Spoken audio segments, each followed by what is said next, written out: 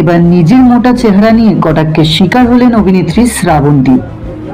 সাম্প্রতিক একটি অনুষ্ঠানে গিয়ে ডান্স পারফর্ম করেছিলেন অভিনেত্রী। সেখানে তার ড্রেস এবং মোটা চেহারার কারণে তাকে ট্রোল করেছেন অনেকেই, আর তা নিয়ে শ্রাবন্তীও কষ্ট পেয়েছেন।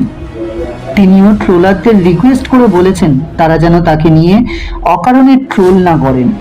অভিনেত্রী বলেন, আপনারা কখনো আমাদের নিয়ে বাজে মন্তব্য করবেন না, কারণ আপনারা যেটা করে আনন্দ পান সেটা আমার এবং আমার ফ্যামিলির উপর অনেক বড় প্রভাব ফেলে।